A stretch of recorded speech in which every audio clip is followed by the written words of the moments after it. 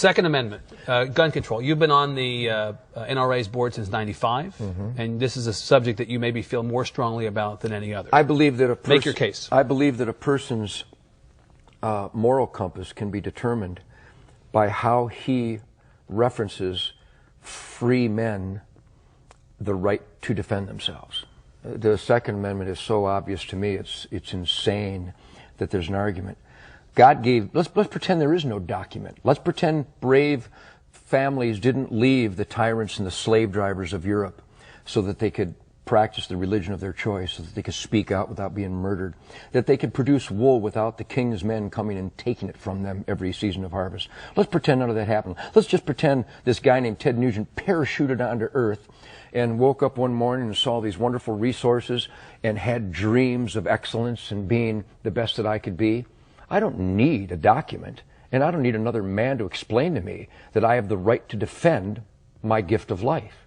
And that there is an argument in America from Hillary Clinton, from Barbara Boxer, Dianne Feinstein, from a whole gaggle of numbnuts who would try to tell me they will dictate where, how, and if I can defend myself. I find that preposterous. I find it unacceptable, and I will not accept it. I am a free man. Don't tread on me. A good, law-abiding citizen, not convicted of a felon. The Second Amendment of our Bill of Rights is my concealed weapons permit. Period. That's it? That's it. So no limitations of any kind that you can see? None. That's it. The limitation should be, instead of arresting people for molesting children 24 times, I would rather the dad walked into the room, found a person molesting that child, and blew his brains out. I would rather that the lady in Massachusetts last month who was taking her daughter to soccer, who was carjacked by a recidivistic maggot who'd been in the prison system all his life but was let out again because we feel sorry for him. Maybe he had a bad childhood. Instead of her being hijacked and murdered, I'd rather she just shot the bastard dead. But in Massachusetts, somebody decided she can't do that. So she's dead.